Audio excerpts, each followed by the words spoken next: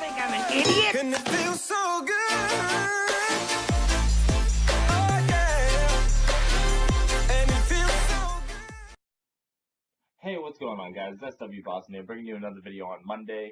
I'm going to do a vlog today about a couple things. I'm going to touch on the Red Sox start of their season and something I've been doing over the last couple months that I've really enjoyed been doing with some awesome kids and an awesome coach.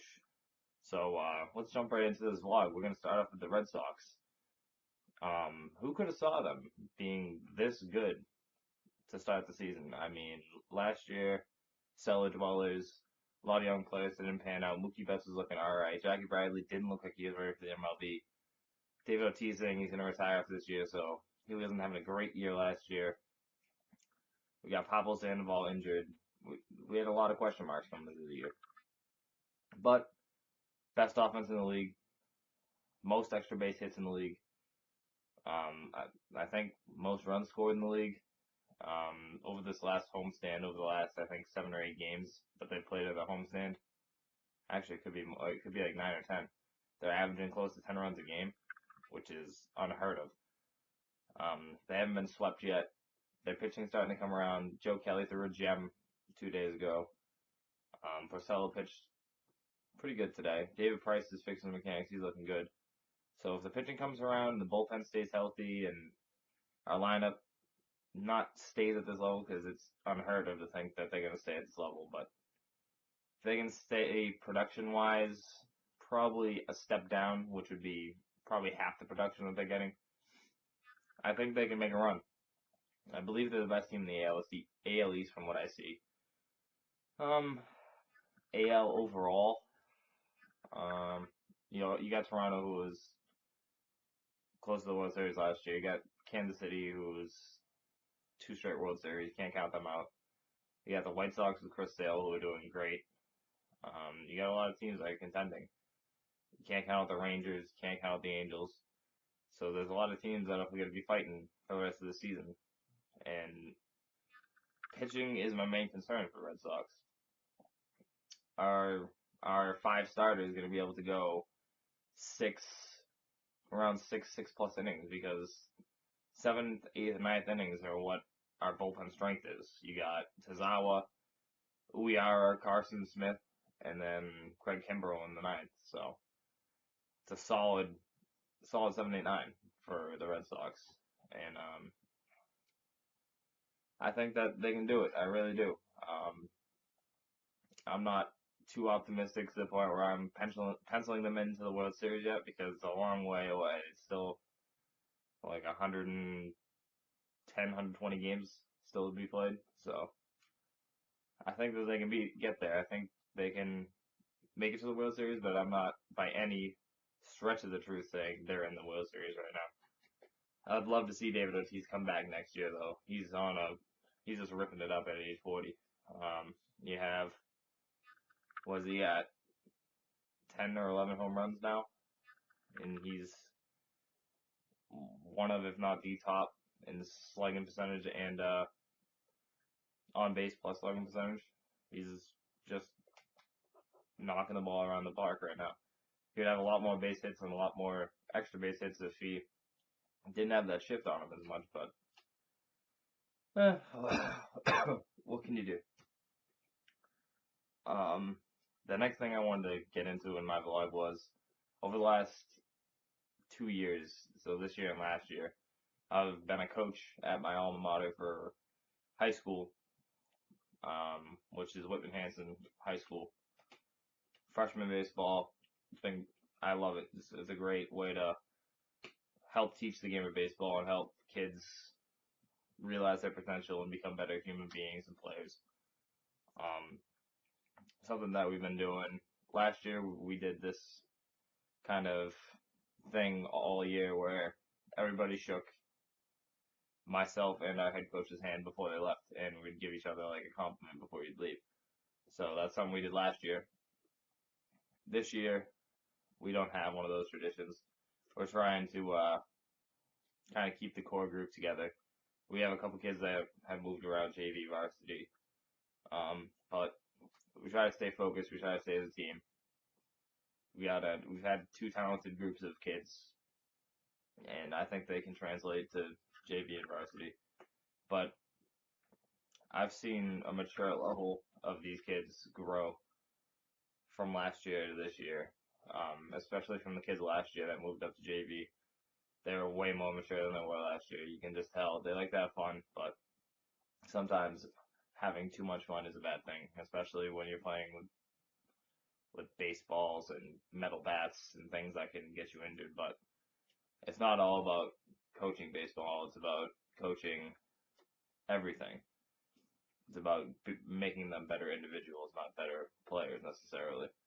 So we work on everything in the baseball game: fielding, pitching, hitting, base running, situations, everything. You name it, we've gone over it with everybody. We try to make them better at their position, better teammates to each other, better leaders, and better people in their community overall. Um, Last year, I don't remember how many games we lost. I think it was around 4 or 5. We weren't blown out in any of those games. We maybe lost a game by 3. I think was the most we lost by last year. This year, we're 8-5. We lost to a very talented team twice and another very talented team twice. That's 4 of our losses. And we lost to another talented team once. So I feel like we could have beat. I feel like 4 of our 5 losses we could have taken if we played better as a team. One of our first game we lost, which first game of the year, it's not gonna be as smooth as you want, but from that, I'd say third game on, we've been a much more consistent team, a much more aggressive, much more focused team, and it's fun to see kids at the beginning of the year. You have so many people that come out and they try out, and you have to cut players. It's part of being in high school sports. Some people got to get cut. You can't be taking 30, 40, 50 kids on the team. Especially in a high school that has 2 small towns that are combined. You're not gonna be able to take everybody. So you start with cuts, and you know who your core group of talented players are. You know who are probably those kids who are lacking a little bit of skill that could jump into the core or the average of everybody on the team. So you work with everybody and you see how they develop and how they progress throughout the year. And some kids may disappoint over the year. Some kids may exceed expectations over the year. But this year I feel like we have a lot of kids that are focused on being the best player they can be. And never mind making an error or having bad at bat. It happens. Everybody has things happen to that, but we try to keep these kids positive, keep the mood light. We're not going to be in there screaming and yelling about everything. Keep it light, keep it fun, because it's a game. At the end of the day, it's a game. And if you're not having fun at the freshman level, if you stop having fun in 8th grade, or you stop having fun playing a game before then you're probably not going to continue playing that game throughout high school and think about playing it in college or professionally or whatever. Now, I can't say that players from my team that as a freshman are going to go to college and play D1, D2, D3 baseball. I can't say that. I'm not a scout for those teams. But we try to instill a mindset. We try to get them to have fun. Try to make them be leaders, like I said earlier. And it's really fun just being around them. Like having a little bit of youth around you at all times is different because you have the kind of mindset of younger kids around and what's cool to do nowadays and what's cool to say and what's the new trends and everything that happens. And you, as a mature person, as somebody who's already been through high school and college, you look and you try to teach them that you don't have to go with the trends. You don't have to be those type of people. You should stand up for what you think is right and not hate on people for certain reasons or think it's cool to do certain things just because everybody else does it.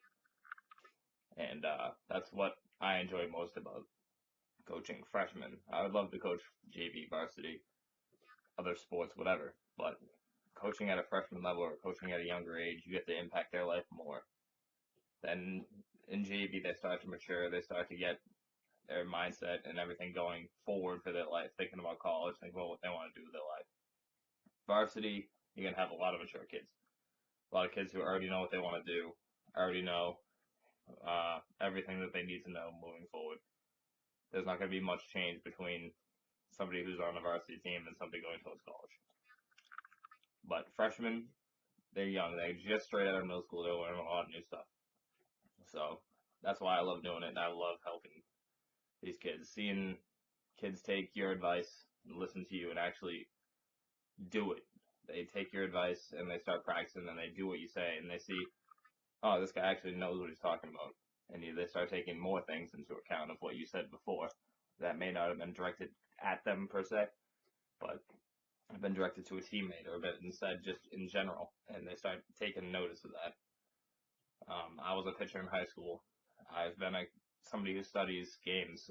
Not on purpose. I don't go and watch film of different Red Sox games and stuff like that, or different games that we played last year.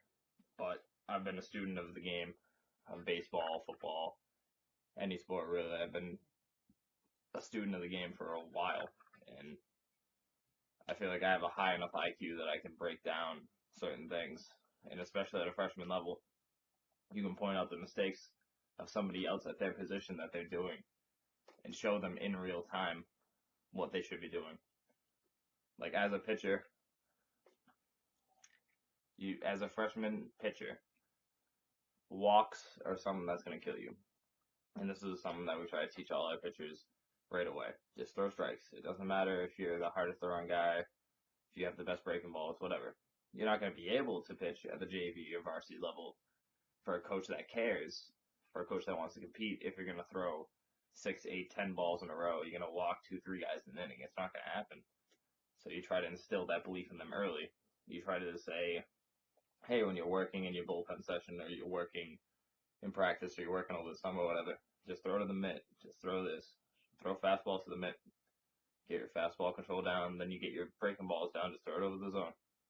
You don't have to paint the corners in practice. And once the kids start listening to that, they get their self-confident, and you see an amazing change in them. And I love doing it. I hope I can do it next year and the year after. But it's a strong kind of group that we've had for the last 2 years. Myself and the head coach have kind of, I'd say, developed a friendship and developed a good coaching relationship with each other where either one of us can be kind of strict and disciplined at times, but we both like to have fun. We both like to crack jokes with everybody. And we both are kind of the same type of person. We want to teach the kids and make them better individuals. We don't care about how many wins we get, how many losses we get. We want to play all our players. We want to develop them. We want to give them all a chance to do well. And sometimes the kids don't see it that way, but they understand after a while. It's like, hey, we're playing a team that doesn't have a win this year. We're going to play some guys and get them some playing time because they don't have as many at-bats as you guys have. Like, would you rather have our best players go in there and play the 4 innings that we're going to play, or would you rather have everybody get an equal opportunity to play? I mean, you have JV and varsity the next 2 years or 3 years to think about, and that's when the best player is going to play. So at the freshman level, we want to give everybody a shot at developing. We don't want to play the same 9, 10 guys all game, every game. It doesn't help anybody that way. But that's what I want to talk about in my vlog today, guys. If you have any questions, comments, anything about that, I would love to chat about anything that was in this video, Red Sox or coaching in general. I feel coaching is great to get into at a young age. I got into it when I was 21, coaching freshmen in high school. Some kids that I knew from being my friend's brother or my friend's friend or whatever. I knew some of the kids that are on the team already, and it's not a big age gap. So if you guys want to talk about anything, post in the comments below. Hit that like button if you like this video. Subscribe to stay up to date with all my videos. This is SW Boston, guys. Have a great day. Let's go!